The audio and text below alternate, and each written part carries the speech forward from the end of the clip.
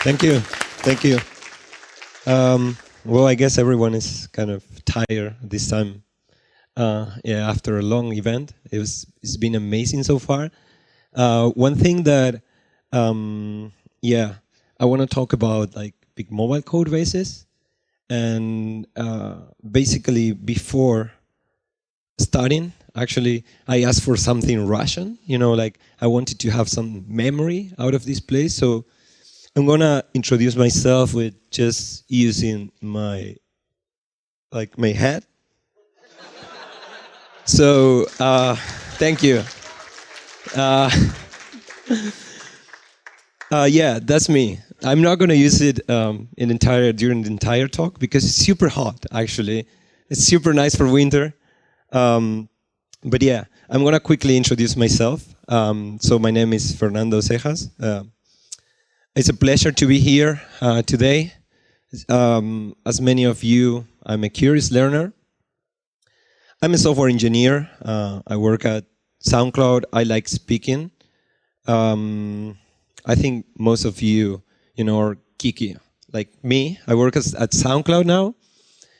And sometimes I write in my blog about specific things, mostly software engineering related. Let me get started with this talk. It's about big mobile code bases. I'm going to take it out for now, but I'm going to just leave it here. It's going to help me. So I usually like to start with a story, with real use cases. And in this occasion, my story begins with, a pet project. Like when all of us like to code, like to have our own side projects. We are happy developers, hacking it up at home or whatever. These projects, it's kind of your baby. You like it. You try out things. You're the only maintainer, of course. You make all the technical decisions. Here, no conflicts. No one has to review your PRs, no comments, none of that, right? So this is something I like to call one-man development process model. So it's you, it's me, we're just hacking it up. And but what happens, if you succeed with this project? At some point you're at home and then you just ship a first version of that, of a library, of whatever, or an application. And you start growing the project. So the project starts growing, your code base, your little code base with just, a little bit of complexity starts growing. You need more features. For instance, you have more users. And you're extremely happy because, things are starting to be nice. So you're kind of like this guy, all right, now I'm getting popular, my app is there, it's being used by many users. But there is a problem. And I usually say the first problem of any code base or of any project is success. And this is where my talk really starts, because I don't want to tackle small code bases. For me, it's just like something that when you're in a startup, it's way different. So when you're working at a big company, you might see different things. These are real numbers of our Android and iOS app at SoundCloud. So as you can see, we have like 160 million users on Android and 120 million iOS installs. So you can imagine like when you screw it up, you're really affecting a lot of users. And let me tell you like a quick story. I remember when I joined the company, and then I'm going to go later to the release process and how we work with that. But I was with myself, and I was what we call the release captain. So you take care of, the release. And I didn't know much. You're new to a code base. And back in the days, we had a totally manual process for shipping our app. And that's where all this evolution comes in. And I'll be going, telling you how that happened. But basically, our app back in the days had around like 80 million users, our Android app. And there was a step in the middle that the release captain had to change the endpoint. Instead of pointing to the development version of the API, you had to change that endpoint to point to the production version. So I forgot to do that. And our development process is just 2 Mac minis. Our development API is running in 2 Mac minis. So you can imagine 2 Mac minis serving 80 million users out there. And I remember I shipped that and I went back home. And for some reason I just went running, right? And it was running and I wanted to listen to music. And it's just this is not working. Not playing any sound. And it was pretty curious because our core actually is to play tracks, right? So if that doesn't work, we're completely, I'm not going to say that word, but you know what I mean.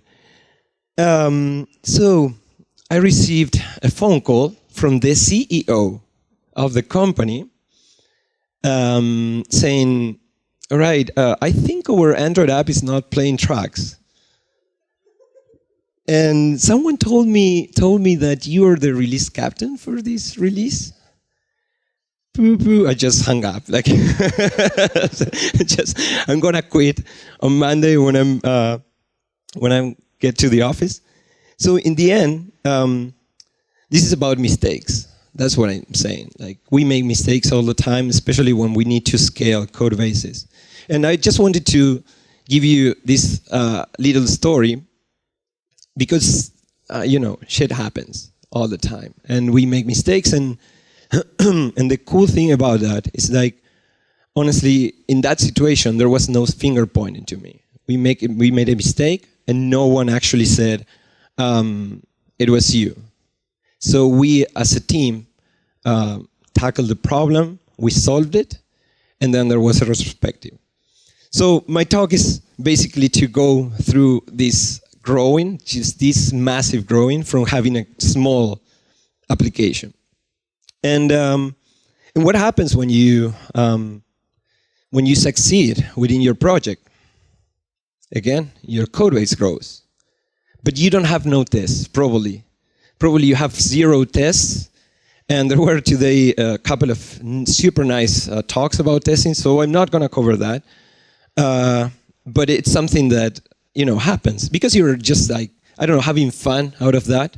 So you might say, all right, I'm not going to write any tests. I just want to code and try things out, whatever. What happens? There's also you start you don't have consistency across your code base. You might be, developing a feature in a specific way in this screen, and then you try something new on the other screen. So, that's pretty normal, right? But you get frustrated when you start growing, because that has an impact on your code base. And this becomes an unsustainable situation. And I'm going to tell you why. Because you need more requirements. You will have more contributors to that code base. Just a quick question. How many of you have more of 5 Android developers in your team? Or iOS, yeah, it doesn't matter. More than 5, just, okay. 5 or more, yeah. 10? 10? All right, nice. 15? Awesome, okay, cool. So you know what I'm talking about. We are now at some, huh? All right, okay. 20, 25? Okay, good to know then. So you're probably struggling more than me. We are around 20 people on both teams. 20 iOS developers and 20 Android developers. So we're having a lot of code contribution. Like you can imagine every day how much code we push, right, to master. And there's another problem. Like you need to speed up because time to market is important for you. Since you succeed, then you want to be fast and don't lose this train, that is taking you to the success. And of course, the more features you develop, the complexity goes up. So there's a lot of questions to answer here. Can we add a functionality super fast? Are we prepared to scale? Is it tough to maintain? What about technical debt? Because I'm not going to believe that here someone doesn't have technical debt or legacy code. We all have that. We have a lot of code. I'm going to show you some production code, which is super legacy. And we try to do things in a good way. And the question is how we can keep that code base healthy and clean, because we need to constantly improve it. And what about onboarding new people? Because in our case, we started growing from 10 developers to 20 in 6 months. So how can you onboard those people? They're new to the code base, but you still need to ship features. And product are not going to understand. They're saying, hey, you're 20 developers. So there's a lot of tricks, and I want to introduce a bunch of things that might wake up your curiosity. I just want you, when you go away from this room, you get something in mind, something out of this talk. Of course, I'm going to be around, and I would definitely love to continue discussing things, because I need to learn too. I do want to learn out of your experiences. And this is going to include team organization. I'm going to talk about how we organize teams, how all the mistakes we made around that too. So the first thing is if your code base is hard to work with, change it.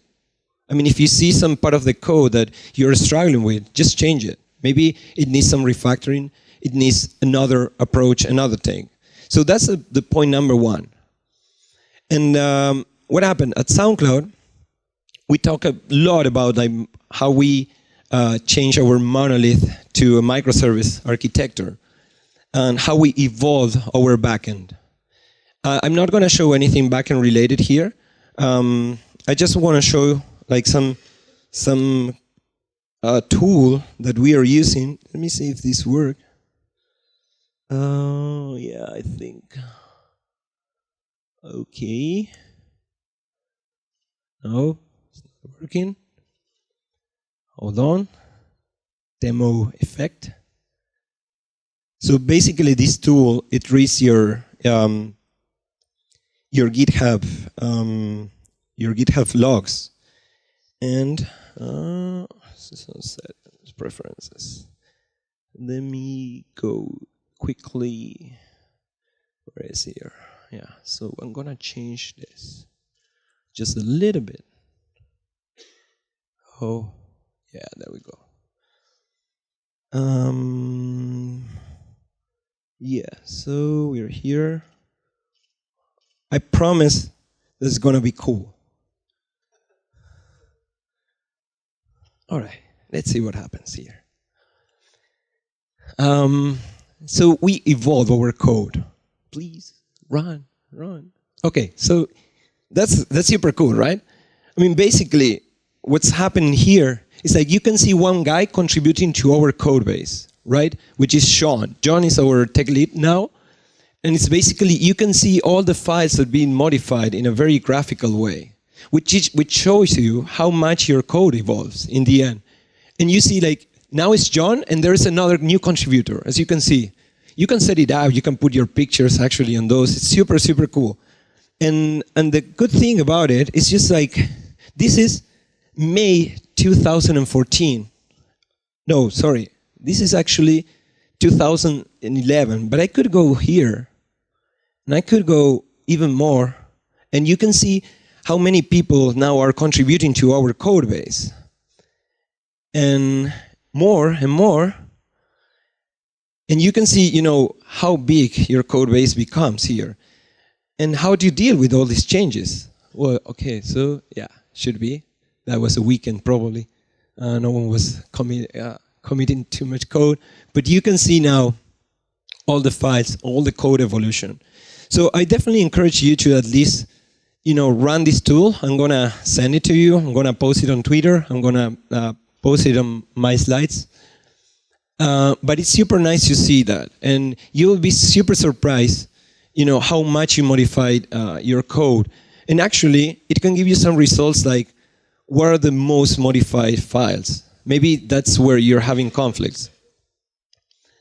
So it's pretty easy to use, actually. And let me go here. It's very easy to use.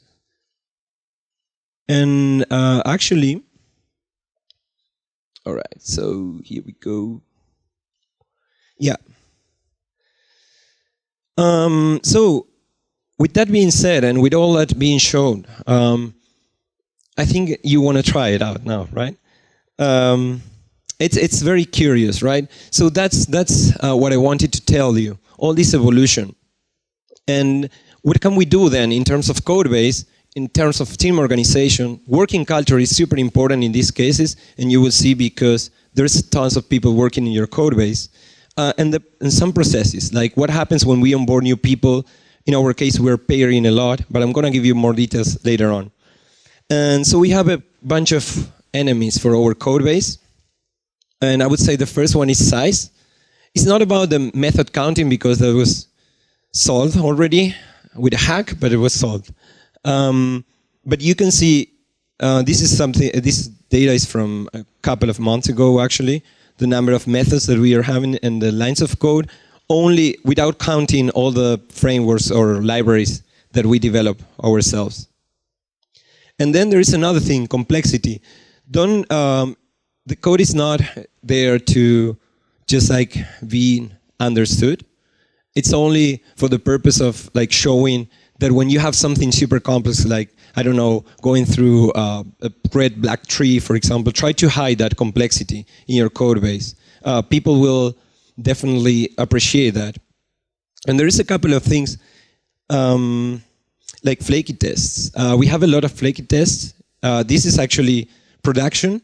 So basically what we do, we have around like 300 UI tests, like 1,000 integration tests, and 5,000 more or less unit tests. So flakiness, it's there. UI tests by nature are flakiness because we're dealing with network connection and so forth. So what we do, we have someone which we call the test sheriff, which is a person that rotates every week. And basically, it's going to try to fix some flakiness around our tests. This is a message we see every day on Slack. So basically, we created a bot that is going to check those tests. And you can see the failure count here. And so this person is going to try to fix at least, a bunch of them and try to get rid of flakiness. Anti-patterns. I mean, this is actually production code. We are using an asyntax somewhere in the code. I was just typing asyntax, I don't think, and I found this.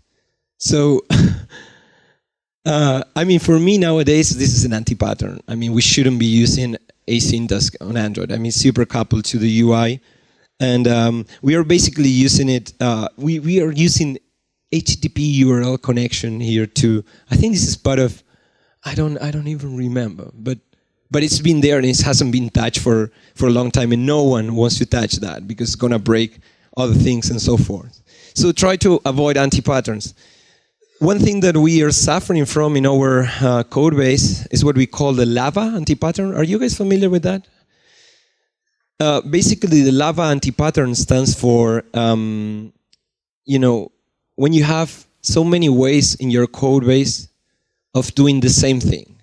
So, for instance, you have someone new into the code, and, jumping on board, and then that person asks you how I should develop this feature. Is there any reference or any other feature I can look into and try to follow the same patterns? And someone is going to mention a feature, and the other one other person is going to mention another feature. So you have both, both are valid, which is the real truth then. So you have many ways of doing the same thing. That's something that happens when you're refactoring stuff. And try to avoid that. Technical debt. We have some specific, this is, again, I mean, there's going to be, the slides are going to be published. It's not about the details here, but basically what I can tell you about this piece of code is that we are using a singleton, but without dependency injection, with the get instance method. And that's an anti-pattern. We are saving state here, and it's still, we deprecate it, but still it's being used somewhere in the code. So this is technical debt. These are things that we need to clean up if we want to keep our code base healthy and sane. And the question is like, how can we get rid of all these things? The fact number two, Spanish. I'd say it in Spanish. I mix it up. Fact number two, architecture matters. It's very important. I've been writing about architecture, many things. I'm interested into that. And of course, like when you start growing, you will need a new architecture because most of the time your application might not scale. You think, in a very small scale in the beginning, then when you have like many people jumping on board, that might not be enough and you need to re-architect your code. Sometimes it turns out that you need to rewrite some stuff. I can give you some examples between iOS and Android in our company. iOS actually, we were growing like crazy and our architecture was not supporting the amount of people that we had because there were a lot of conflicts. Many people would be touching the same part of the code, which leads to conflicts, and all the time, it's super tough to work with a code base like that.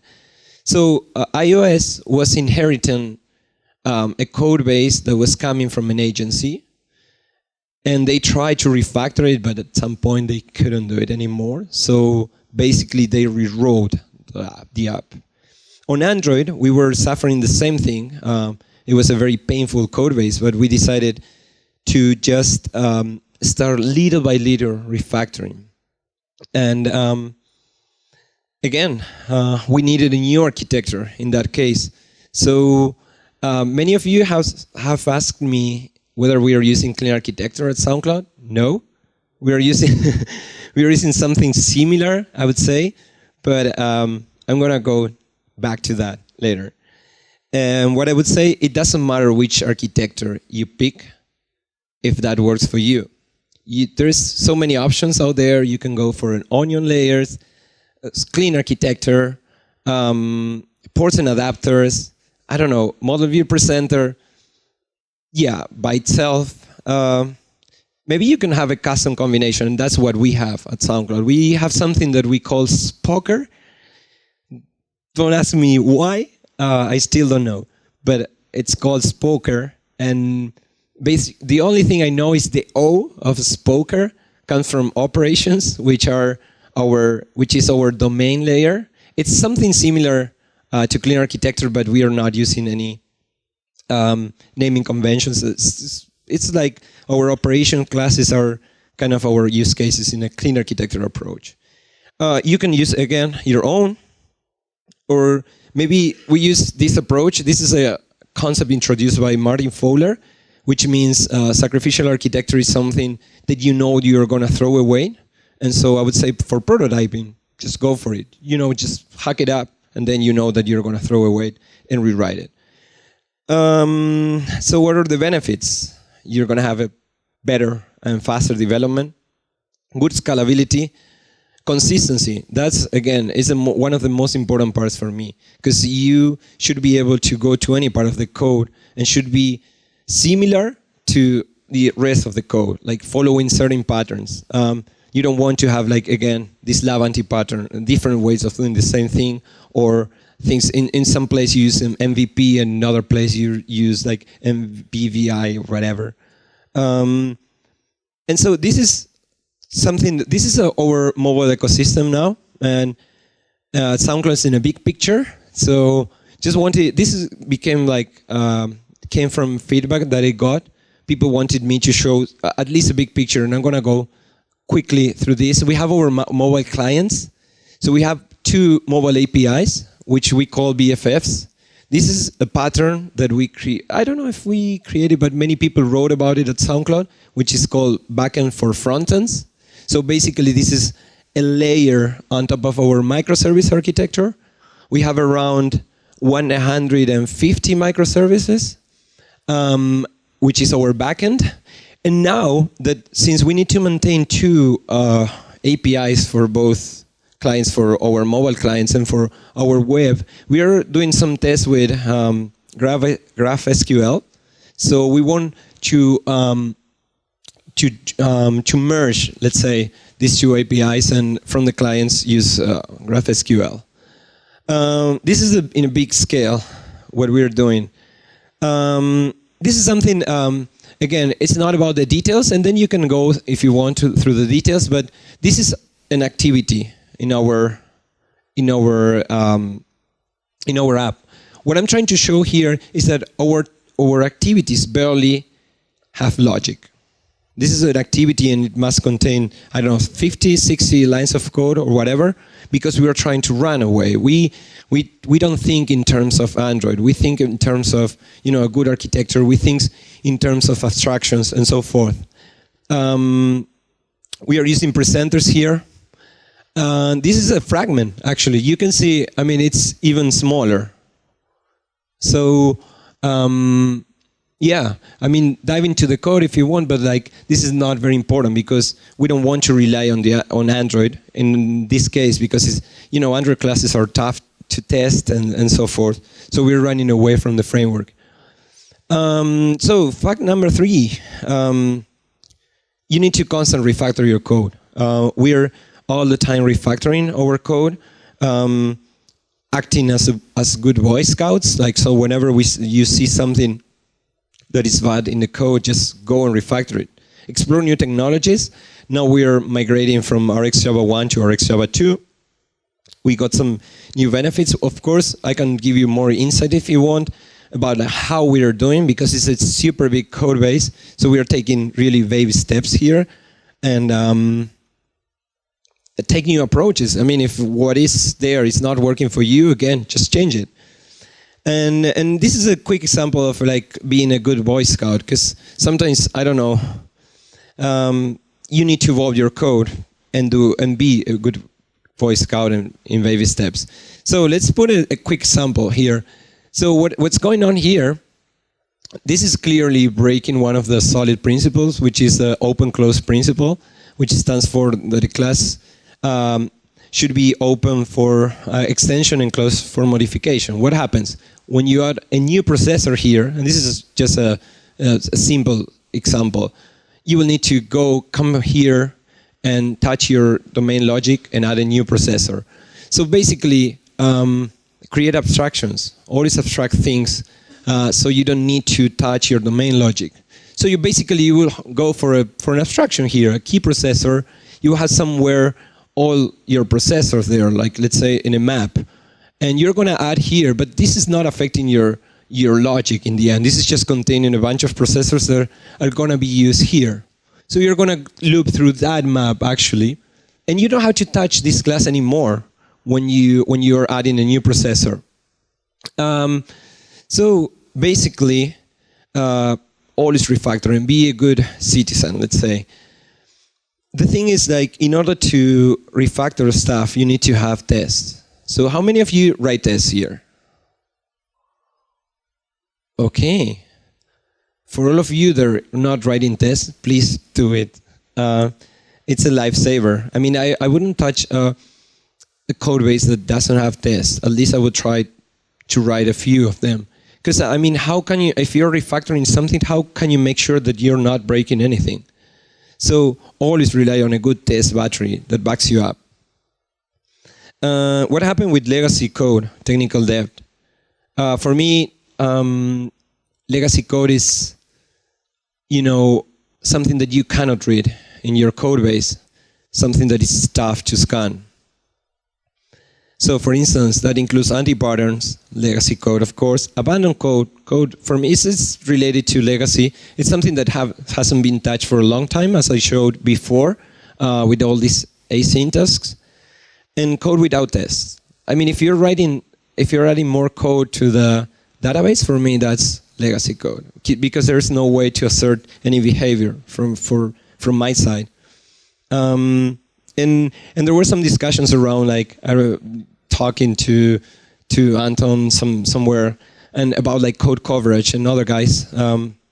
For me, code coverage is just a number, because you can increase code coverage by just testing setters and getters. So, I mean, and that's not important. What you want to test is your domain logic. So, how do you tackle technical debt? We use something that we call technical debt radar. So do you guys have any technical debt meeting? I mean, the ones that that were working with many Android or iOS developers. Do you have any, for all of you, any meeting? How to address technical debt or something like that, or you're cleaning on the go? I would definitely be interested in listening to that. But yeah, we basically do what we call technical debt radar. We use also static analysis tool. It can give you some information about, all the parts of the code that hasn't been touched for a long time, for example. So, but what is a technical debt radar? So basically, we have a meeting as a collective, as a platform team, let's say Android, and we said, all right, we're going to draw this thing on the board, and we're going to start writing notes about like where the painful areas of our code base. And here are some examples. I mean, our data layer nowadays, like we are refactoring because it's not scaling anymore. We have a big database, actually, and our idea is to just split it up, and each feature or each module in a big scale will contain its own data. So those features can live in isolation. But probably I'm going to write about that when we are done, because we don't know still if that's going to work. So that's why, you have to try it. And then not most of the time, but sometimes it doesn't work and you try a new approach. So basically here, it's like we're saying like, all right, so the x-axis represents the development time for something. And this represents how painful your part of the code is. So for instance, let's say, all right, so data layer is very painful because it's something that it's really important for our app, right? And dependency injection, we are, thanks for the talk today, it was super interesting, but we are still like having some issues because we are not scoping very well. And back in the days, we were creating this huge dependency graph when the app starts, and we were consuming a lot of memory. So that was something that was causing a lot of pain, but it would take a lot of time to fix it, right? So with this graph, we are basically saying, all right, maybe we need to tackle things that are like causing a lot of pain, but are not hard to fix. So for instance, login is causing some pain, and but it's not that hard to fix. So maybe that's going to help you to say, all right, let's kill this part of the code. Let's try to fix it. The other things probably will require more planning or whatever. But this is basically a simple way to just go to a meeting and just like work together and say, all right, let's kill this. Let's clean it up. Again, code readability. This is super important. And there's a bunch of quotes from let's say Martin Fowler or John Woods, which was this famous quote about like write code as, if the person that's going to read it is a serial killer that knows where you live. So try to favor readability over performance. Sometimes we love to like make code better to make it more performant. But first, I would say, if that's not critical for your business, it's fine. Just go for readability. I mean, I would say like if you need to do some real-time ATM application, whatever, something that it needs to perform super fast, maybe that's a good way to think about performance over readability. Although I would argue a little bit. So performance, something that I really like, always measure. Because sometimes we say, all right, I'm gonna like make this faster, but you're not measuring anything. And now we are working on some monitoring of our Android app. We have planned to open source something, but it's still a work in progress. We want to have something that you can say, all right, just implement something, and it's a framework basically where you can measure specific things of your app, and you're going to get some stuff for free, like network calls, network requests, or application startup time showed in a dashboard. But we're still working on it. Of course, encapsulate complexity. Again, if you're like working on a new algorithm, just encapsulate it and put a good naming for that, and whatever happens there, it's just like a black box. And monitor it. It's super important that if you're working on some performance improvements and you want to see the progress of that. There's another thing regarding big code bases. We have two apps actually. I don't know if many of the people out there know about it, but we have like a listeners app and creators app for music creators in order to upload their tracks and so forth. So we need to share common logic here, and we have a bunch of things that we have created. So we have something that we call AndroidKit, which includes all the presentation logic and all the stuff that comes from the framework. Like let's say recycler views. We have our own base presenters there and things that to keep consistency. So if you grab one app or the other, I mean, it's going to be consistent. You will see both using kind of the same patterns. We have Skippy. Skippy is our music player. It's a C++ library. So we use it for both iOS and Android. And yeah, it's developed by a separated team. We have like Cycle. This is something that is going to forward. You can inject, let's say, light cycle elements, let's say presenters, and what's going to happen there is like where that presenter, if that presenter is injected into a fragment, let's say, all the callbacks from the fragment life cycle is going to go to the presenter. So you don't need to deal with any logic inside the fragment. You will do it inside your presenters. We have Propeller. Propeller is our attempt to have a reactive library that's going to convert our SQLite objects, or what are these called? This thing that returns Android. Okay, I forgot. Cursors. Yeah, I hate them. So because you always forget to close them and so forth. So we encapsulated that into a library that's going to meet items, going to return observables. What else? Automation. As I told you, I made this mistake. This story I told you. It was because it was a manual step. And if you forget doing something like that, you can really screw it up. I don't even want to know how much money we lost during that time. People not being able to play, or like serving these millions of users with 2 Mac Minis. So you need to work on something like that. At some point in time, you need to work to have your continuous integration environment. We have, of course, continuous building, continuous integration, and continuous deployment. Actually, our process is actually we never go to Google Play. We just do everything from Jenkins, in our case. Just wanted to recap a little bit and tell you lessons learned so far from my experience. I would always wrap third-party libraries. I mean, you cannot wrap RxJava, of course, but like your HTTP client, for example. Try to not overthink. Sometimes we want to create like the best architecture ever, and we are doing over-engineering, and that includes me. I mean, when I started writing about clean architecture, many people say, but yeah, man, but that's super complex for a list of items, because the example was a list of items, and you would just click on item, it's going to show the details. And it's just like, well, I mean, that was not the purpose. I mean, the purpose was to scale that.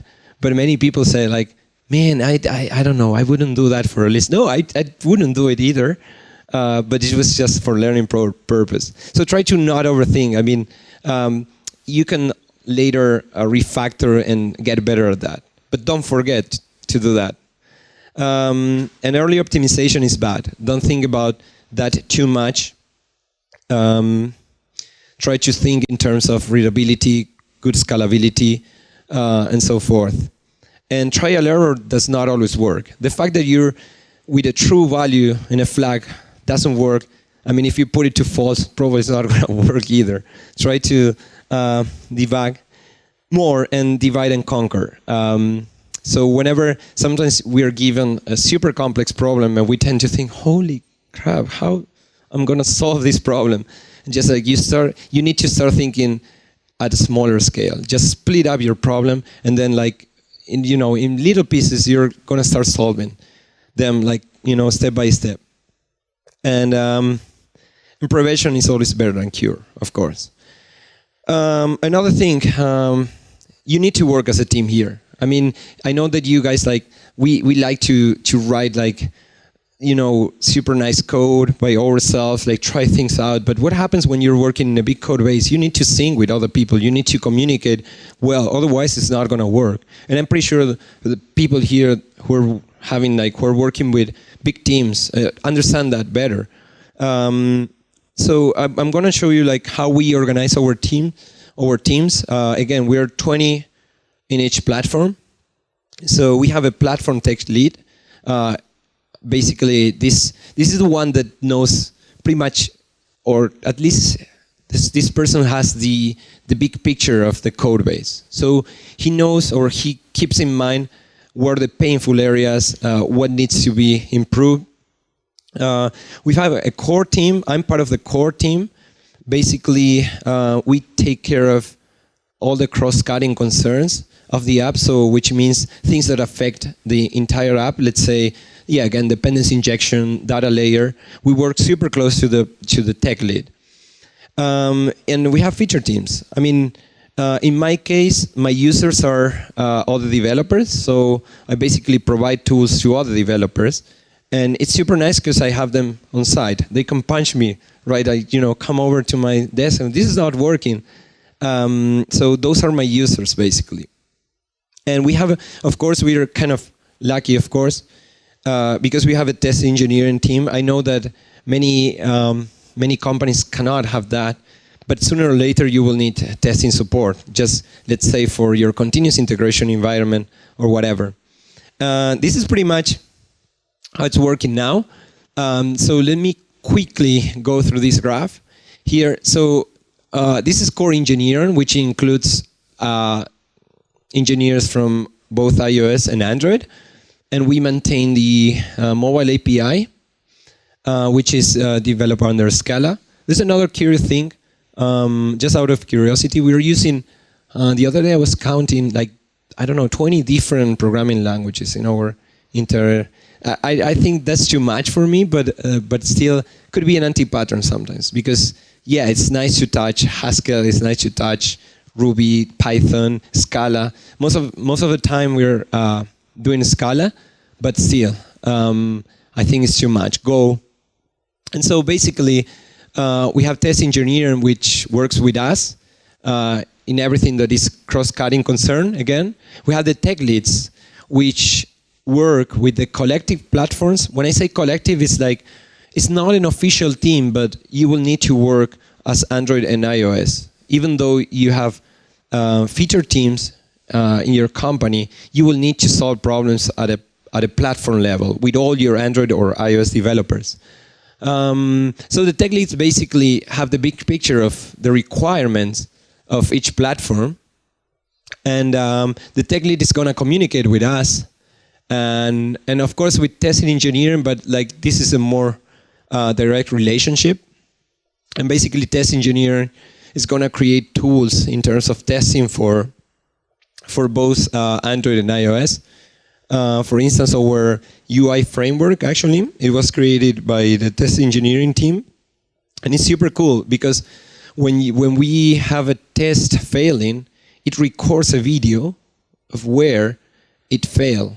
And it's going to send you an email, and you can see exactly where it failed and what was the current state of both the device and the app at the moment. We have feature teams. Now we call them clusters because we try to go for a feature teams approach, and at some point I remember myself being super overloaded because back in the days we were not enough mobile developers to cover all the needs for all the teams, and at some point I ended up like working for 3 or 4 feature teams, and it was super crazy. There was a lot of context switching, and we decided, all right, this is not going anywhere because all of the developers are completely overloaded. So that's basically our team organization and our working culture. We do pair programming, and I definitely encourage you to do it. 80% of our time we are pairing with someone. 80%. Which is great because you get a lot of stuff for free. You get you can transfer knowledge. So, for instance, when there is someone new, we just sit down and pair with that person. So that new person, is gonna start jumping, and start pairing with all of us. So this person is gonna have a strong knowledge of the entire code base. There's a lot of things that you can do. I mean, we actually have a plugin for IntelliJ. It's like a video game, actually, and you can, score points. Usually we have 2 keywords, and those points are, related to the number of lines of code you write, or, how many tests you write. I will give you some more information. It's super funny. You can make it super fun in the end. We use, of course, a Git branching model. This is very important because we tend to work like in isolation as Android and iPhone, and in the end we are facing the same challenges. I mean, if there is a feature parity, I mean, you might face the same challenges. Of course, the platform are a bit different in specific cases, but like the problem to solve it should be pretty much the same. Of course, each team is free to choose any methodology. We are not tied to any specific methodology. Of course, I'm not a strong believer of agile frameworks, let's say Scrum or Kanban. I think they should adapt to your way of working and not the other way around. We shouldn't, adopt them and follow the rules, but this is personal opinion.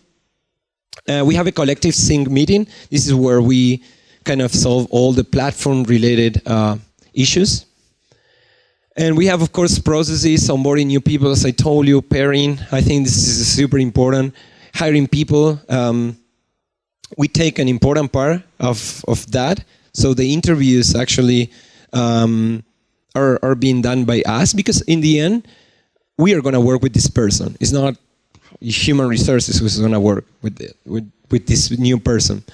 We have the sheriff, as I told you before. This is our way of releasing. We use release trains. Do you know what a release train is? It's really a release train model. Yeah? Okay.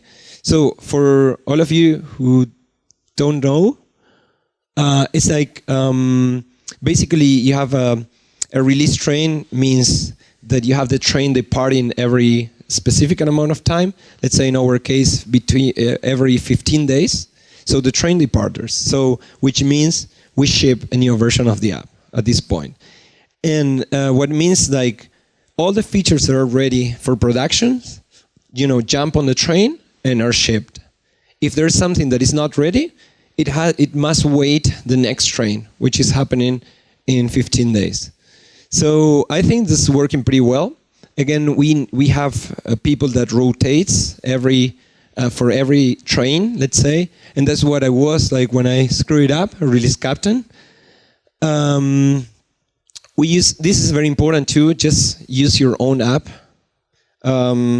I think it's very important. It's called dog fooding. I mean, the term of eating your own food, let's say. And we use an alpha for that. And so where we tried stuff and we prototype and so forth. We have a beta community too. You get really valuable feedback if you know how to use it. We have around 3,000 people using our beta version of the app, and they're really active, but you need to care about it, because otherwise you just ship a version of the app and you just leave it there. I mean, no one they will feel like alone. They will need more love. And so you will have to deal with it. So in order to recap, this is what I wanted to give you, a bunch of ideas, how we work. I know that maybe you were expecting more like deeper things in terms of code. For me, it's like these are key things, and you need a lot of things that need to work together in order to have this harmony and things. Otherwise, trust me, like if you're the best developer ever, but you're not a team player, you're not a good voice scout, you don't have all these things in place, I mean, your code is not going to scale anyway. So again, if your code is hard to work with, just change it. Architecture is pretty important, and I'm looking forward to talk about architecture with many of you. I think many people approaching me. I'm going to be here right after the talk or tomorrow, and we can code and do some hacking together. Yes, we need to constantly improve our code by refactoring. Write tests. That's super important. Again, today there were super nice test talks. Tackle technical debt. Don't make it like a snowball effect, like which at some point is gonna blow up. It's just like you need time. You need time to like keep your code base healthy, and try to like write readable code, because other people in your team are gonna appreciate that. When you see like, let's say like for me, it's like when you look at some, I don't know, Square library, it's just like it's, you know, writing code should be like art, you know. It's like in the end, I mean, you see that code, and it's just like it's super easy to understand. Well, not in 100% of the cases, but you know, they write really nice code.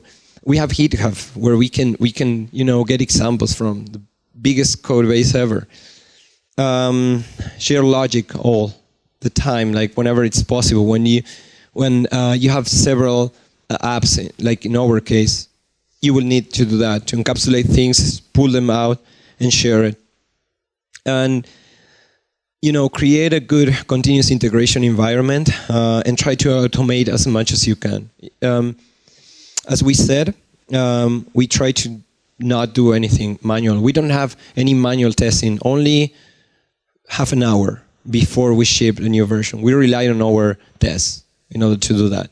And we saved a lot of time, and we think that the quality of our apps, it's a very decent, it's good.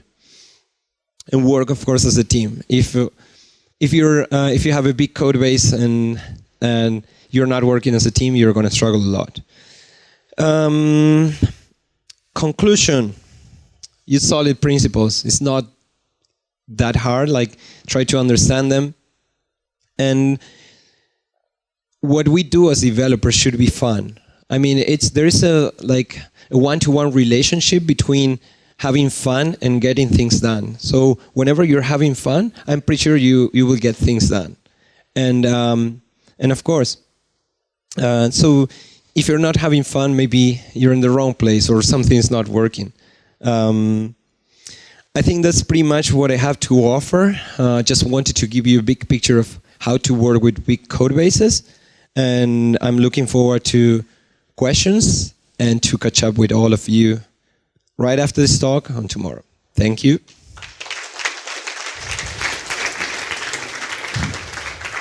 Thank you for the speech. Any questions? Hello. Hello. Thank you for the presentation. Welcome. My question relates to the thesis that unit tests support us when we are doing refactoring, and I agree on that to some extent. But it's absolutely okay when we do small refactorings or adding some features, slight extensions. But as we are trying to make a little revolution in our code base to change everything completely, I think it's not really true. And I'll give you an example. Suppose one morning you wake up and read an article about a new silver bullet architecture. you understand the layers, the entities, their interconnections, and you think that that's exactly what you've been looking for the entire time of your long career. Yeah. And you're trying to instantly migrate from your current architecture to that. And your code base, suppose it's properly covered with unit tests. Every single entity is greatly covered with unit tests. But as you're trying to abandon those entities, your unit tests are no longer valid and relevant. So, do you have any personal recipe for doing such code base revolutions?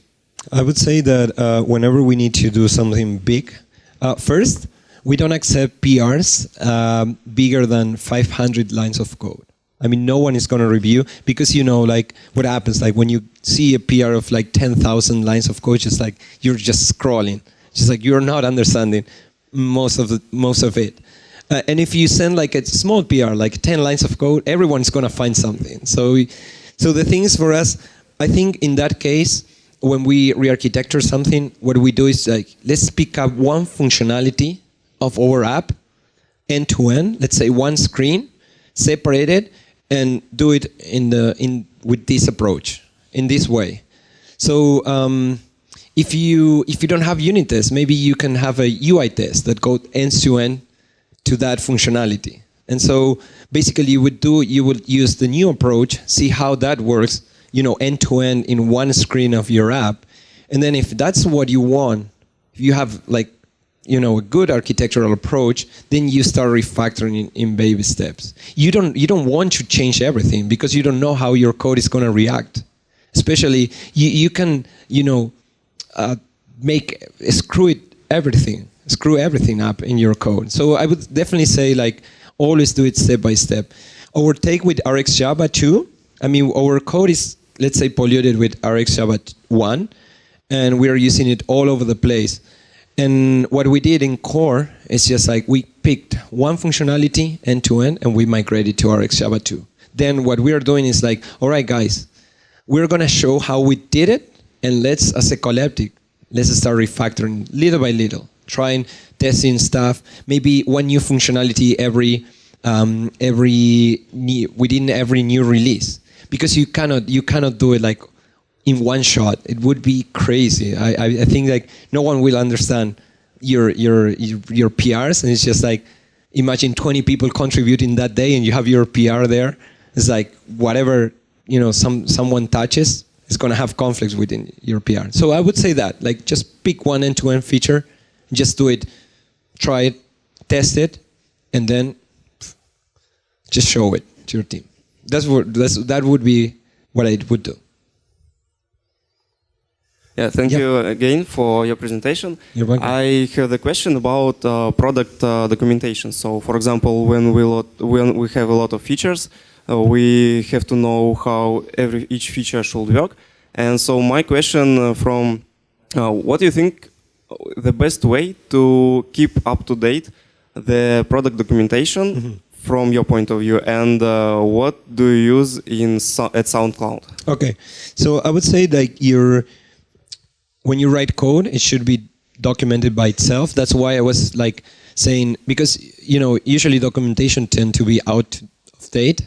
It's super tough to maintain. So that's why I was like, encourage people to just write readable code. So you can go there and read the code. For public APIs, of course, sometimes you need documentation because you want other teams to use that.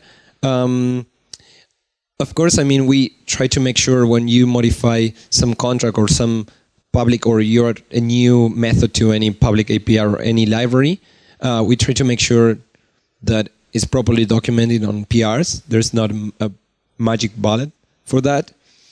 And that's what we do at SoundCloud. And we don't put comments on our code. And yeah.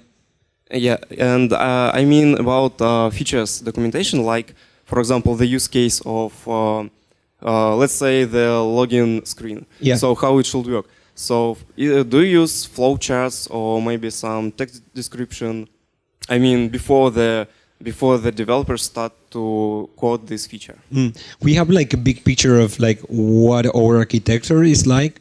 So for instance, it's the same as if we were using clean architecture. You will have like a big picture, like from the use case, from the presenter, which contains a use case, and then it contains a reference to the view, and you have only one picture, but it's not related to any functionality of your code.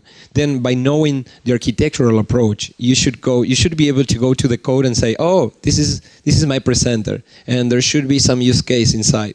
So whenever you have knowledge on your code base, and that's why, for me, consistency is important, because you have only one way to do things. Of course, it could be slightly different in specific places because of specific requirements, but that's why consistency is important. It's easy to understand once you get the big picture. Yeah, that's all I can tell you. We don't use much any graphical toolings for that, because it's usually that's what happens. It gets out of date, and from my perspective, that is even worse than having no documentation at all. Yeah, you're welcome. Hi, my name is Arthur. I'm here. Okay, cool. Yeah. And I have a question about sharing logic. So, how, when, and who should decide if this code can be reused by other people first? And second, when this logic is extracted, usually there are different cases needed for different users, for different developers. So we start to have one parameterized function, second, third, and so on. So how do you do this? I mean, that's a collective decision. I mean, when we decide to extract something that is going to be reused across different code bases, we basically, the tech lead, kind of, probably create a meeting with core engineering, because it's something super core that, all this sharing logic. So we make the decision. I mean, it happened to us like many times because of this change of requirements. You need a new method, and at some point we just push back what we were extracting because it was not useful for the other code base. We try to keep things that are really going to be shared. Otherwise, we just put it inside our both apps. Yeah. So you have some maybe point of week when you say that, okay, today we updated this corp function, everyone pay attention to this change. No, I mean, if we update something, we try to keep it backward compatible first. And of course, I mean, that's a rule for us. We need to do that because maybe that function is being used across the code. Maybe we deprecate it and we say, all right, as an optional, try to use this presenter rather than the other one. But I would say it's like kind of a core decision, and we always showcase it. I mean, we have these collective meetings, and that's our opportunity to say, all right, we changed this because this performed better or whatever. And then we show it and we deprecate the other things. And again, like when you see a deprecated method, then you might, whenever you see it, you might refactor that part of the code and go for the new approach.